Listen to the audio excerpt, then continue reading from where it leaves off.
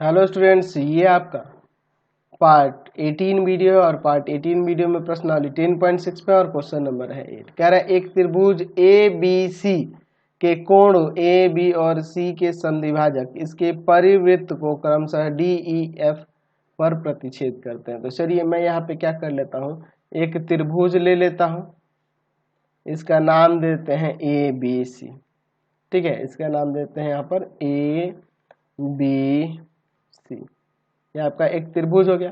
क्या कर रहा है, इस त्रिभुज के कोणों ए बी और सी के समद्विभाजक इसके परिवृत्त को, अच्छा यानी कि हमें एक वृत्त लेना होगा, ऐसा वृत्त होगा जहां इसके तीनों शीर्ष जो है त्रिभुज के वह उसे स्पर्श करते हैं।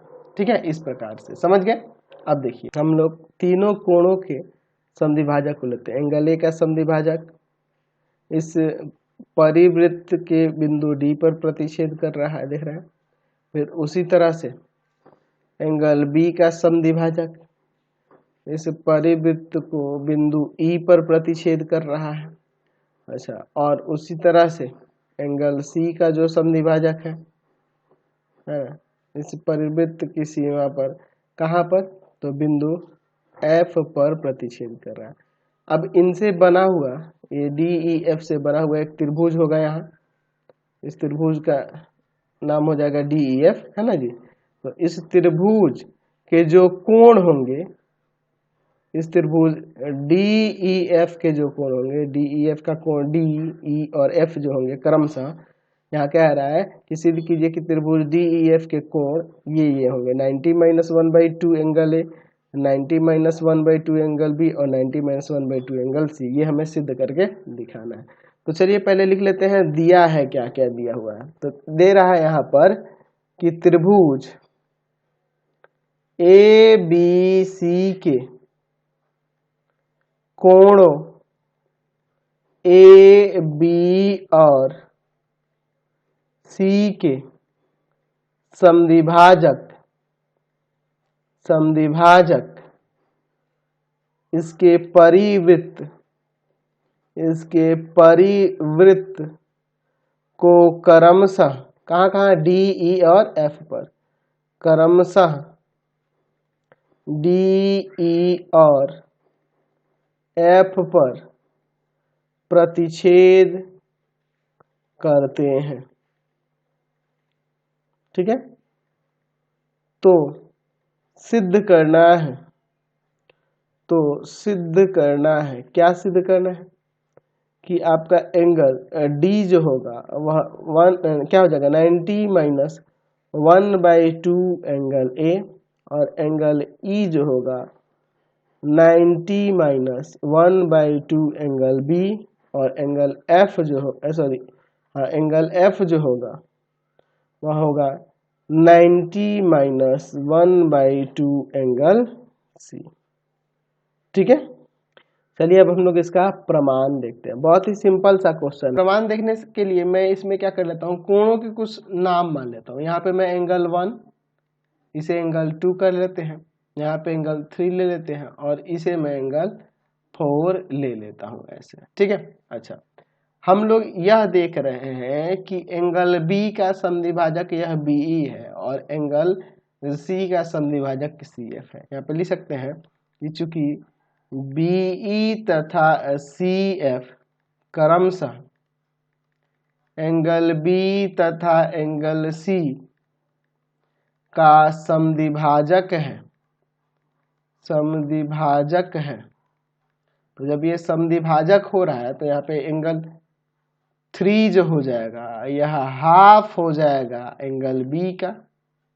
जो 3 एंगल जो देख रहे हैं एंगल 3, यह एंगल 3 हाफ होगा एंगल बी का, और एंगल 4 जो देख रहे हैं हाफ हो जाएगा एंगल सी का। इसके हमें जरूरत पड़ेगी आगे, इसलिए मैंने ऐसे लिख लिया। चलिए अब आगे इसमें देखते हैं हम लोग। यहाँ पे अगर सोचिए, अगर मैं एंगल 3 की बात करूं तो यह एंगल 2 के बराबर जाएगा, क्योंकि देखो अगर मैं यहाँ ए ई को ऐसे मिला दूं तो यहाँ पे जो ये आप वृत्तखंड देख रहे हो, इस वृत्तखंड द्वारा बना कोण यह 3 भी है और यह एंगल 2 भी है। तो यहाँ पे लिख सकते हैं ना, ये आपका एंगल 2 जो हो जाएगा एंगल 3 के बराबर हो जाएगा। अच्छा, उसी प्रकार मैं AF की बात करूं, इसको मिला दूं तो यहाँ पे ये जो वृत्तखंड बनेगा इसके द्वारा बना हुआ कोण 4 है और एंगल 1 है, तो एंगल 1 भी एंगल 4 के बराबर हो जाएगा। लिख देंगे यहाँ पे कि एक ही वृत्तखंड द्वारा बने कोण, वृत्तखंड द्वारा बने कोण बराबर होते हैं, बराबर होते हैं। ठीक है, अब इन दोनों को मैं यहाँ पे जोड़ देता हूँ। जोड़ने पर तो एंगल 2 प्लस एंगल 1 बराबर में एंगल 3 प्लस एंगल 4 हो जाएगा। अच्छा, एंगल 1 और एंगल 2 मिलके यह पूरा एंगल D हो जाएगा। अच्छा, एंगल 3 की जगह लिख सकते हैं हाफ ऑफ एंगल B और एंगल 4 की जगह लिख सकते हैं हाफ ऑफ एंगल C, इसीलिए मैंने पहले इसे लिखा है। अब यहाँ 1/2 कॉमन कर लेते हैं, तो 1/2 कॉमन करेंगे तो angle B plus angle C बचेगा। ठीक है, तो एंगल D बराबर में 1/2। आप एंगल B और प्लस एंगल C की बात करोगे तो हमें पता है, अगर त्रिभुज ABC में देखें, त्रिभुज ABC में, तो इनके तीनों कोणों का angle A plus angle B plus angle C बराबर में 180 डिग्री होगा ना। तो अगर B प्लस C की बात करेंगे तो वह 180 माइनस A हो जाएगा, 180 माइनस A हो जाएगा एंगल। ठीक है, अब ये 1/2 से हम लोग मल्टीप्लाई कर देते हैं, तो एंगल D बराबर में हो जाएगा 90, इसमें मल्टीप्लाई होगा तो और माइनस 1/2 एंगल A। तो ये हमने साबित कर दिया। इसी प्रकार हम लोग सबको दिखा सकते हैं। मैं डायरेक्ट लिख दूंगा इसी प्रकार एंगल इसी प्रकार हम लोग ये एंगल D को दिखा है, एंगल E बराबर में हो जाएगा 90 माइनस 1/2 एंगल B और एंगल F बराबर में हो जाएगा 90 माइनस 1/2 एंगल C। यही हमें प्रमाणित करना था, हमने यहाँ पर दिखा दिया। समझ गए? चलते हैं नेक्स्ट क्वेश्चन पे। नेक्स्ट क्वेश्चन देखते हैं 9 नंबर। कह रहा है दो सर्वांगसम वृत्त परस्पर बिंदु A और B पर प्रतिच्छेद करते हैं। तो मैं यहाँ पे दो सर्वांगसम वृत्त का कहने का मतलब कि दोनों का आकार एक ही होगा, दोनों की त्रिज्याएं भी एक ही होंगी। ठीक है, यही ना होगा, यही दो सर्वांगसम वृत्त है। अब इन दो सर्वांगसम वृत्तों की बात करें तो ये देख रहे हैं दो बिंदु पर A पर और B पर प्रतिच्छेद कर रहे हैं, देख रहे हैं ना। आगे क्या कह रहा है, A से होकर कोई रेखाखंड PAQ इस प्रकार खींचा गया है कि P और Q दोनों वृत्त पर स्थित है। अच्छा, यहाँ पे इस तरह से POQ खींचा गया, PAQ। ठीक है, PAQ इस प्रकार खींचा गया है, PAQ। यहाँ पर यह रेखाखंड PAQ खींचा गया है जिसमें P और Q दोनों वृत्तों पर स्थित बिंदु है। इस पे एक पे P है और एक पे Q है। सिद्ध कीजिए कि यहाँ BP जो होगा ना BQ के बराबर होगा, BP ये वाला और यह BQ यह वाला, ये एक दूसरे के बराबर होंगे। ठीक है, ये हमें साबित करके यहाँ पर दिखाना है। ठीक है, चलिए मैं यहाँ AB को मिला देता हूँ। ठीक है, ये मैं रचना में दे दूंगा आगे चल के। ठीक है, चलिए हमारे पास क्या क्या दिया है, तो दिया है दो सर्वांगसम वृत्त परस्पर बिंदु, दो बिंदु हो रहे हैं तो बिंदुओं लिख देते हैं, बिंदुओं A और B पर प्रतिच्छेद करते हैं। और क्या दिया हुआ है कि A से होकर एक रेखाखंड PAQ खींचा गया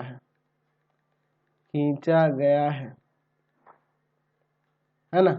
चलिए इतना काफी है। तो सिद्ध करना है, क्या सिद्ध करना है कि यहाँ जो BP हो रहा है ना वह BQ के बराबर है, यह BP BQ के बराबर है। इसमें हम लोग रचना क्या किए हैं, तो AB को मिलाया है, AB को मिलाया। ठीक है, अब हम लोग इसका प्रमाण देखते हैं। हम लोग देखिए यहाँ पर यह AB आपका एक उभयनिष्ठ जीवा है और ये जीवा जो है ना, यह जीवा यहाँ पे एक वृत्तखंड बनाएगी और इस वृत्तखंड द्वारा यहाँ पे यह एक कोण बन रहा है और इस वृत्त पर यहाँ पर एक कोण बन रहा है। तो दोनों जो कोण बन रहे हैं दो सर्वांगसम वृत्तों के दो सर्वांगसम वृत्तों के सर्वांगसम वृत्तखंड द्वारा बन रहे हैं। तो हम लोग जानते हैं कि ये सर्वांगसम वृत्त हैं, तो इस जीवा के द्वारा जो ये वृत्तखंड बनेंगे ये भी सर्वांगसम होंगे और उनके द्वारा बना हुआ कोण भी बराबर होगा। तो हम लोग लिख सकते हैं यहाँ पर कि सर्वांगसम वृत्त या सर्वांगसम वृत्तों, दो वृत्त है ना जी, सर्वांगसम वृत्तों के साथ समान चाप बराबर कोण अंतरित करते हैं। या हम लोग कह सकते हैं ऐसे भी कि अगर ये दो सर्वांगसम वृत्त हैं तो यहाँ इस जीवा के द्वारा बना हुआ ये वृत्तखंड होंगे ना, ये भी सर्वांगसम होंगे, इनके ये भी समान होंगे, तो इनके द्वारा बना हुआ कोण बराबर होगा। ऐसे भी हम लोग यहाँ लिख सकते हैं। यहाँ पे एंगल BPA बराबर में एंगल BQA हो जाएगा। BPA और ये BQA दोनों बराबर हो जाएगा। तो अगर मैं इस पूरे त्रिभुज में देखूंगा तो यह और यह दो कोण बराबर दिख रहे हैं, तो इनकी सम्मुख भुजाएं भी बराबर हो जाएंगी, यानी कि यहाँ से BP बराबर में BQ हो जाएगा। क्यों? क्योंकि लिखेंगे कि त्रिभुज में समान कोणों की सम्मुख भुजाएं बराबर होती है, सम्मुख भुजाएं बराबर होती हैं, सम्मुख भुजाएं बराबर होती हैं, बराबर होती हैं, इसलिए ऐसा हो रहा है। ठीक है, तो ये हमने प्रमाणित करके दिखा दिया, समझ गए ना, कोई दिक्कत नहीं है इसमें। चलिए आपका प्रमाणित हो गया। चलते हैं अब नेक्स्ट क्वेश्चन पे। क्वेश्चन नंबर 10 देखिए, कह रहा है कि किसी त्रिभुज ABC में यदि एंगल A का समद्विभाजक तथा BC का लंब समद्विभाजक प्रतिच्छेद करे तो सिद्ध कीजिए कि वे त्रिभुज ABC के परिवृत्त पर प्रतिच्छेद करेंगे। देखिए क्या कह रहा है, किसी त्रिभुज ABC में यदि एंगल A का समद्विभाजक, तो मैं क्या कर लेता हूँ, यहाँ पर एक त्रिभुज ले लेता हूँ और उसे परिवृत्त के रूप में ऐसे लूंगा। ठीक है, यहाँ पर मैं इस तरह से दे देता हूँ। ठीक है, यहाँ पर यह आपका एक त्रिभुज हो गया, इसका नाम हम लोग यहाँ पर देते हैं, यह आपका A, यहाँ B और यहाँ पर C। क्या कह रहा है, एंगल A का समद्विभाजक, यानी एंगल A को दो बराबर भागों में बांटने वाला।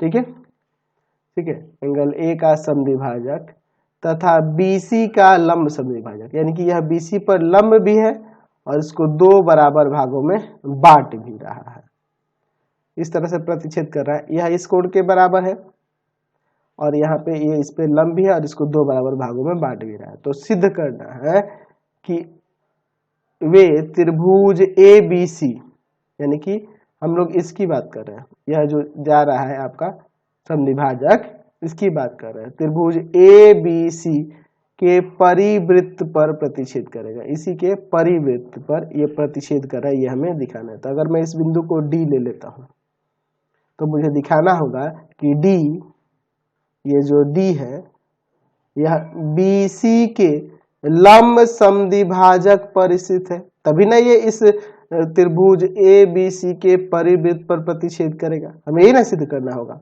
चलिए ठीक है, तो हम लोग इसको लिखते हैं, क्या क्या दिया हुआ है, दिया है त्रिभुज ABC में एंगल A का समद्विभाजक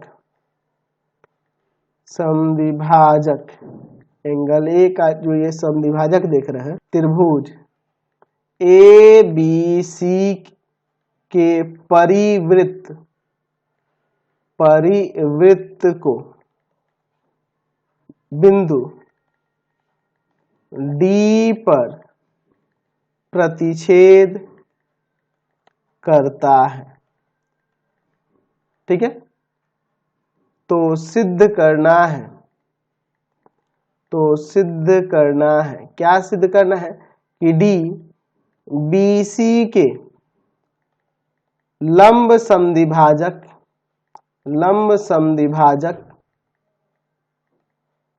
पर स्थित है, इसके लंब समद्विभाजक पर स्थित है, हमें ये दिखाना है। ठीक है, चलिए तो मैं इसमें थोड़ी सी रचना कर लेता हूँ। रचना में मैं क्या कर लेता हूँ कि इस BD को और CD को मिला देता हूँ। ठीक है, चलिए हम लोग मिला देते हैं, BD को और इधर CD को मिला देते हैं। तो इसको चाहो तो आप डॉटेड कर सकते हो क्योंकि ये हमारी रचना है।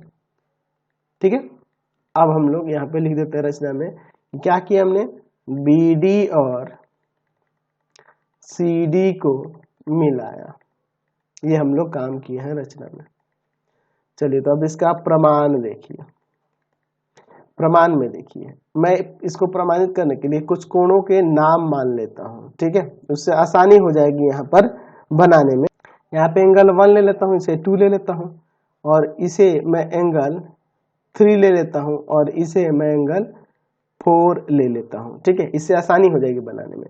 अच्छा देखिए यहाँ पर एंगल 1 एक एंगल 3 के बराबर हो जाएगा। कैसे, क्योंकि ये देख लीजिए ये आपका एक वृत्तखंड होगा, इस वृत्तखंड द्वारा बने हुए एक कोण है, ये दोनों बराबर हो जाएंगे। तो लिख देंगे यहाँ पर एक ही वृत्तखंड द्वारा बने कोण बराबर होते हैं, बराबर होते हैं। ठीक है, तो मैं इसे समीकरण 1 ले लेता हूं। ठीक है, इसी प्रकार यहाँ एंगल 2 एंगल 4 के बराबर हो जाएगा, एंगल 2 बराबर में एंगल 4, क्योंकि इस वृत्तखंड द्वारा यह बना हुआ कोण है तो दोनों बराबर होगा। ये भी एक ही वृत्तखंड द्वारा बने हुए कोण बराबर होते हैं, ऐसा लिख सकते हैं। ये समीकरण 2, और एंगल 1 एंगल 2 के बराबर होगा ही, इसे समीकरण 3 नहीं है, क्योंकि यहाँ पे देख रहे हैं कि यह जो है एंगल 1 यह दिया ना कि समद्विभाजक है, यह दिया है। ठीक है, ये जो है समद्विभाजक है तो ये दोनों बराबर हो जाएंगे। अब लिख सकते हैं यहाँ पर समीकरण 1, 2 तथा समीकरण 3 से, इन तीनों समीकरणों से क्या हो जाता है, इन तीनों समीकरणों से हम लोग लिख सकते हैं, देखो एंगल 1 एंगल 2 के बराबर है तो एंगल 3 भी एंगल 4 के बराबर हो जाएगा। एंगल 3 बराबर एंगल 4, जब ये आपका एंगल 3 एंगल 4 के बराबर हो रहा है तो इसका मतलब ये त्रिभुज में यह दो कोण बराबर होगा, तो ये दोनों भुजाएं भी बराबर हो जाएंगी ना। तो यहाँ पे लिख सकते हैं कि हमारा ये जो भुजा BD है यह बराबर हो जाएगा आपके CD के। क्यों, क्योंकि हम लोग जानते हैं कि त्रिभुज में बराबर कोणों की सम्मुख भुजाएं बराबर होती हैं, सम्मुख भुजाएं बराबर होती हैं, सम्मुख भुजाएं बराबर होती है, बराबर होती है, इसलिए ऐसा हो रहा है। ठीक है, तो ये भुजाएं बराबर हो गई। अच्छा, यह दोनों भुजाएं बराबर हो गई, इसका मतलब यह ना हुआ कि यह बिंदु D जो है इस BC लंब समद्विभाजक के इन बिंदुओं से क्या है, समान दूरी पे है, समदुरुस्त है। तो हम लोग लिख सकते हैं कि BC ये जो D है, D BC के लंब समद्विभाजक पर स्थित बिंदुओं B और C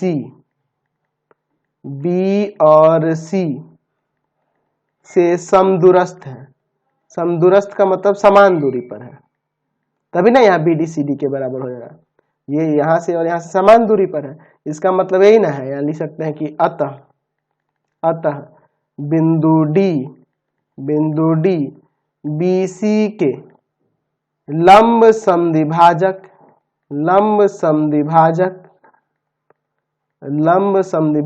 पर स्थित है। तभी ना ये यहाँ से और यहाँ से समान दूरी पर हो रहा है, तभी ना समान दूरी पर नहीं होता है इस बिंदु B और C से D, तो ये इसके लंब समद्विभाजक पर स्थित बिंदु नहीं होता। लेकिन ये जब इससे और इससे समान दूरी पर हो गया तो इसका मतलब है कि यह D जो है इसी लंब समद्विभाजक पर स्थित है। तो यहाँ पे हमने प्रमाणित करके दिखा दिया। तो इस वीडियो में इतना ही, आपका चैप्टर कंप्लीट हो गया। आपको हमारे 3 चैनलों को सब्सक्राइब करना होगा। पहला है पाथफाइंडर क्लासेस छपरा, दूसरा है आपका भारती भवन रविकांत सर, और तीसरा चैनल है रविकांत सर के नाम से। तीनों को सब्सक्राइब कर लेंगे और इससे रिलेटेड वीडियो के लिए सीधे डिस्क्रिप्शन में जाएंगे। इससे रिलेटेड नोट्स के लिए गूगल पे जाकर सर्च करेंगे www.ravikansar.in और यहाँ पर जाकर आप सभी क्लासेस के नोट्स और उनके पीडीएफ को डाउनलोड कर सकते हैं और पढ़ भी सकते हैं। इंस्टाग्राम और फेसबुक पे पाथफाइंडर क्लासेस छपरा को लाइक एंड फॉलो करना नहीं भूलेंगे।